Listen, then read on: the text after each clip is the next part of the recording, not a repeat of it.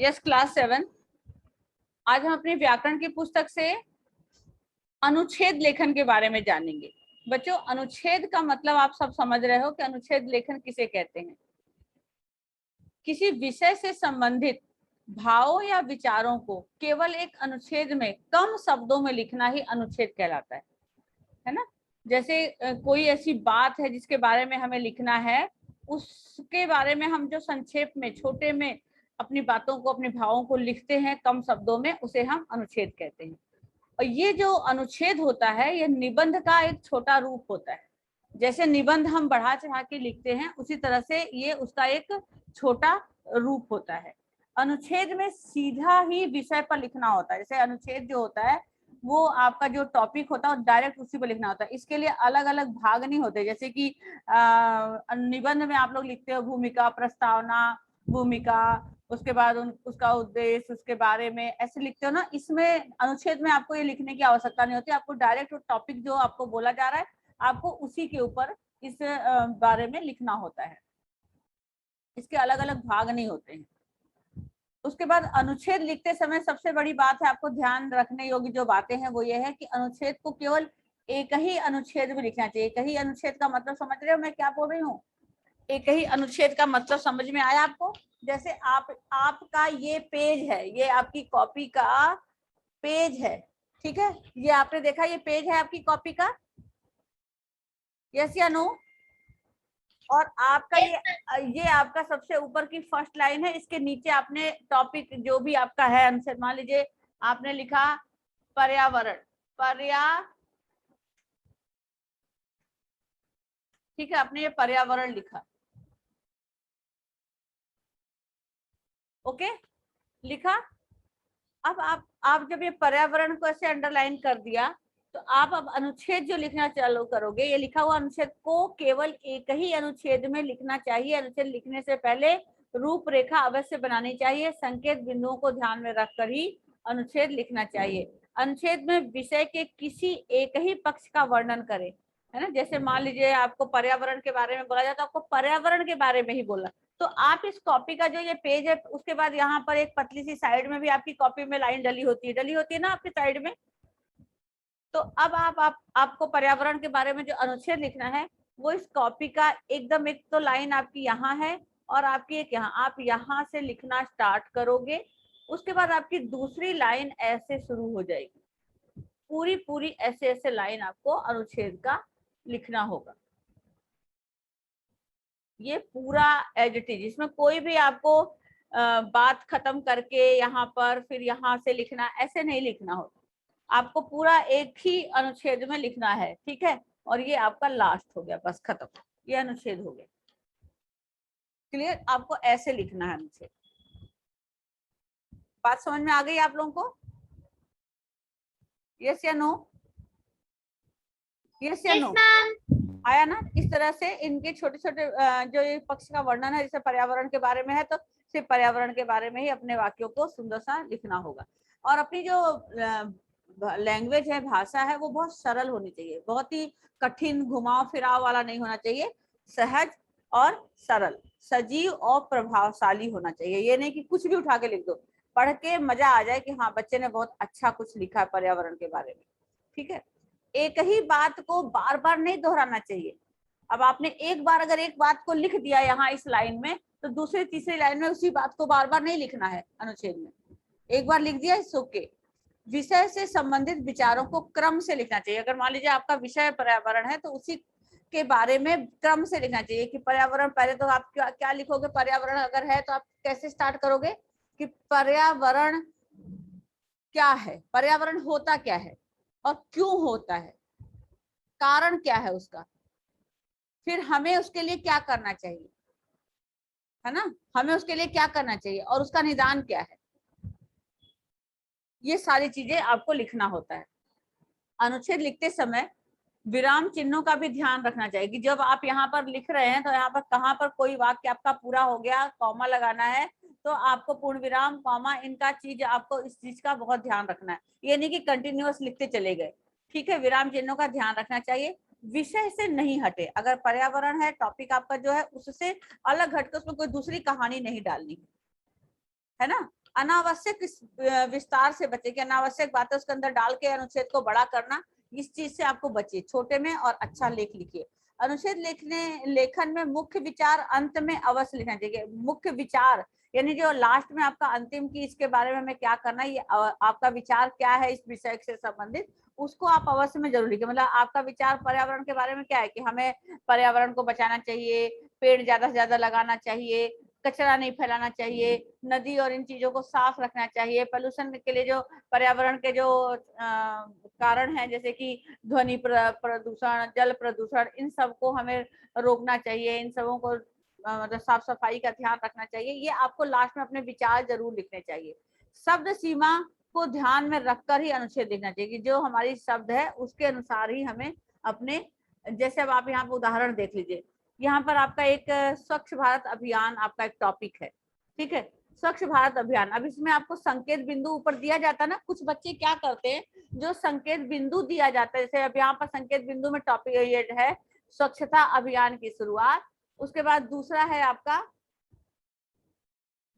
आपका अभियान से जुड़े कार्य और आपका योगदान। ये तीन आपको संकेत बिंदु दिए गए हैं। अब आपको इन्हीं को ध्यान में रखते हुए ये अनुच्छेद लिखना है।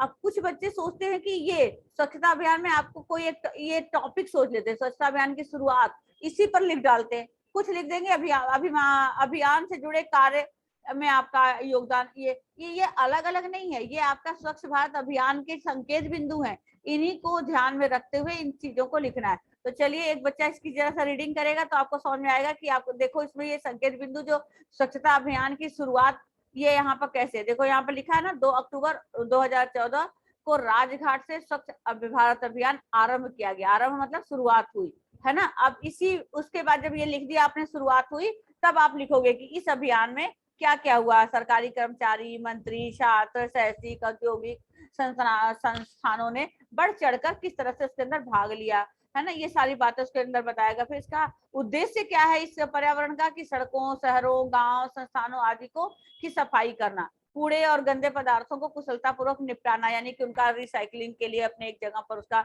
वो करना, है ना, घर में स्वच्छ पीने के पानी को उपलब्ध कराना, शौचालय हो ताकि वातावरण स्वच्छ हो, है ना, ये सब सेहतमंद लोगों को सेहतमंद बनाना। इस अभियान को सफल और कारगर बनाने के लिए बहुत बड़ी बड़ी हस्तियों ने भी आगे बढ़कर इस चीजों में भाग लिया। फिर अभियान से जुड़े कार्य में आपका योगदान, तो आपका योगदान क्या है, देश के लाखों छात्रों और युवाओं ने अपना योगदान देकर इस देश के हर कोने में, आप लोग भी तो क्या करते हैं, आप लोगों को भी जब स्कूल में बच्चों कह के लंच टाइम में आप जो आपकी क्लास में गंदगी होती है आप उठा के फेंकते थे ना, उठा उठा के सब बच्चे ड्यूटी लगाते थे, मॉनिटर करवाते थे, आप लोग करते थे, तो स्कूल में देखा ना इन चीजों को। तो आप लोगों ने भी इस चीज में कैसा योगदान दिया है जिससे कि हमारा भारत स्वच्छ रहे। तो इसको सफल बनाने में सरकार ही नहीं बल्कि हम सब की जिम्मेदारी है, भारत में रहने वाले हर एक नागरिक की जिम्मेदारी है, अपने आसपास की गंदगी को फैलने ना दे बल्कि उसकी साफ सफाई करे। तो ये हुआ आपका पूरा, इस तरह से लिखना। तो चलिए रीडिंग करिए तो जरा फटाफट आपको समझ में भी फिर आएगा कि कैसे अब अनुच्छेद लिखना है। Yes, fast reading. Can I read? Yes. 2 अक्टूबर 2014 को राजघाट से स्वच्छ भारत अभियान, आने 2 अक्टूबर 2014 नहीं बोलना, 2014 बोलिए। 2 अक्टूबर 2014 2 अक्टूबर 2014 को राजघाट से स्वच्छ भारत अभियान आरंभ किया गया था। इस अभियान में सरकारी कर्मचारी, मंत्री, छात्र, शैक्षिक और औद्योगिक संस्थाओं ने बढ़ चढ़कर भाग लिया। इस स्वच्छ भारत अभियान का उद्देश्य सड़कों, शहरों, गांव, संस्थानों आदि की सफाई करना, कूड़े और गंदे पदार्थों से कुशलतापूर्वक निपटना, हर घर में स्वच्छ पीने के पानी उपलब्ध कराना है, हर घर में शौचालय और हो ताकि हम अपनी वातावरण को स्वच्छ और सेहतमंद बना सके। इस अभियान को सफल और कारगर बनाने के लिए बहुत सी बड़ी बड़ी हस्तियों ने आगे बढ़कर सहायता की। देश के लाखों छात्रों और युवाओं ने अपना योगदान देकर इसे देश के हर कोने में पहुंचाया। हमें याद रखना चाहिए कि स्वच्छ भारत अभियान को सफल बनाना केवल सरकार की नहीं बल्कि हम सबकी जिम्मेदारी है। हमारे आसपास की गंदगी हमें बीमार कर सकती है। नाक मुंह सिकोड़ कर आंखें बंद कर लेने से गंदगी गायब नहीं होगी। उसके लिए हमें आगे बढ़कर उसे दूर करना होगा। सफाई को सिर्फ अपने घर, दुकान या दफ्तर तक सीमित न रखकर अपने बाहरी वातावरण को भी स्वच्छ बनाना हम सबका कर्तव्य है। अब आपने देखा यहाँ पर आपका जो ये अनुच्छेद लेखन में आपको संकेत बिंदु दिया गया था, स्वच्छता अभियान की शुरुआत और अभियान से जुड़े कार्य में आपका योगदान। ये दोनों चीजों को कोई पॉइंट बना करके नहीं लिखा है, ना ही टॉपिक ऐसे करके, इसी में ही शुरुआत कर दिया कि कब शुरू हुआ, ये कैसे हुआ, कहाँ से हुआ, कैसे क्या क्या काम हुआ। उसके बाद उसमें लिखा हुआ कि जुड़े आपका क्या योगदान था। उसमें लिखा है यहाँ पर अच्छा लाखों छात्रों युवाओं ने अपना योगदान दिया, देश के हर कोने में प्रजा हमें याद रखना चाहिए, फिर ये सब। और लास्ट में आपने देखा कि ये हमें जब कहीं हमें गंदगी होती है या बदबू आती है तो हम क्या करते हैं, छी छी ऐसे कर लेते हैं। तो सिर्फ इतने से सफाई नहीं हो जाएगी कि अपनी आंखें बंद कर लिया, नाक सिकोड़ लिया तो अब वो सफाई हो गई, या फिर हम जहाँ बैठे हैं हमारा कमरा है बस साफ कर लिया, बाहर गंदगी फेंक दिया। ऐसा नहीं, हमें अपने आसपास के वातावरण को भी साफ सफाई रखना चाहिए और खाली अपने दुकान दफ्तर तक ही हमें सीमित नहीं रहना चाहिए, बल्कि अपने बाहरी वातावरण को भी स्वच्छ बनाना चाहिए। ये हम सभी का कर्तव्य है। इतने थोड़े में ही ये सारी बातें भी हो गई, सारा पॉइंट जो आपको संकेत बिंदु दिया हुआ था वो भी इसके अंदर कवर हो गया और आपका अनुच्छेद भी कंप्लीट हो गया, है ना, स्वच्छ भारत अभियान के बारे में। आई बात समझ में? तो इस तरह से आपको ये अनुच्छेद लेखन करना है। तो चलिए नेक्स्ट बच्चा जरा ये लोकतंत्र और चुनाव के बारे में पढ़ लीजिए। आपको देखिए इसके अंदर संकेत बिंदु दिया हुआ है। लोकतंत्र में रुको, लोकतंत्र में लोक का महत्व, लोक कौन होता है? लोकतंत्र में लोक कौन होते हैं? लोक मतलब जनता, जो लोग होती है, जनता की आवाज, प्रतिनिधि, लोकतंत्र की सुरक्षा, सफल लोकतंत्र। ये इतने पॉइंट है, 1 2 3 4 एंड 5 पॉइंट। अब ये सब पांचों पॉइंट इसके पैराग्राफ के अंदर ही होगा, कोई इसको शो नहीं कर रहे। लेकिन आपको देखना लोकतंत्र में लोक का महत्व तो यहाँ पर बता रहा है, लोकतंत्र यानी, अब इसमें जो आपने यहाँ पर एक कॉमा लगा करके हाईलाइट किया है लोक, तो इस लोक को क्लियर किया है यहाँ पर, क्या लोकतंत्र में लोक का महत्व यहाँ बता रहा है, लोकतंत्र यानी लोगों का शासन, इसको हम लोक कहते हैं। लोकतंत्र यानी लोगों का शासन। देखो यहीं पर ये लोगों का वो क्लियर हो गया। अब यहाँ पर उसका महत्व बताएगा, यह जनता द्वारा जनता के लिए जनता का शासन है। ये जनता द्वारा जनता के लिए जनता का शासन है। इस शासन प्रणाली में लोक अर्थात जनता, यहाँ पर देखो क्लियर हो गया, लोक का मतलब जनता, लोक मतलब लोक हम किसको बोलते हैं? यहाँ पर जनता को बोलते हैं, की इच्छा को सर्वोच्च माना जाता है, सर्वोच्च मतलब सबसे ऊपर माना जाता है। देश की जनता द्वारा चुने गए नेता शासन चलाते हैं, और जो हमारा जो इलेक्शन होता है, तो जो लोग हमारे वोटिंग करते हैं उससे जो चुना जाता है नेता, वो हमारे ऊपर शासन करता है ना। तो इस तरह से ये आपका ये सारे पॉइंट इसी के अंदर कवर होंगे, आपको अलग से शो नहीं करना, लेकिन इन चीजों को ध्यान में रखते हुए ये पूरा पैराग्राफ लिखना होगा। चलिए नेक्स्ट बच्चा रीड करिए इसको।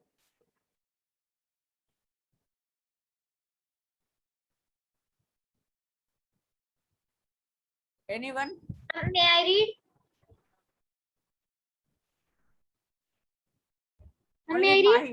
माही चलो रीड करो। फिर माही ने हैंड रेज किया, बाकी तो किसी ने किया ही नहीं।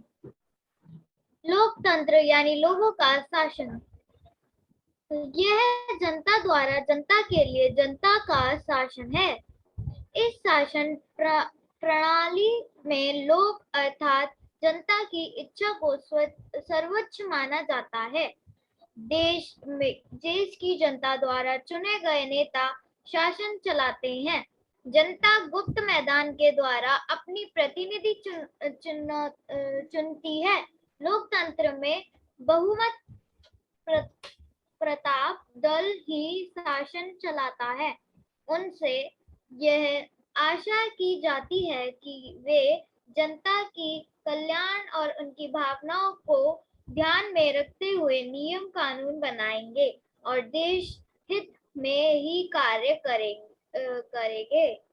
2/3 बहुमत तिहाई देखो ना, ठीक से पढ़ो, तिहाई 2/3 बहुमत प्रताप दल सरकार प्राप्त है बेटा, प्रताप नहीं है, प्राप्त दल सरकार बनाता है और जो प्रतिनिधि हार जाते हैं वे विपक्षी दल कहलाते हैं, जो सरकार को अपनी मनमानी करने से रोकते हैं। वे सरकार के द्वारा उठाए गए हर एक अनुचित कदम की निंदा और विरोध करते हैं। लोकतंत्र की सफलता देश की जनता पर निर्भर करती है।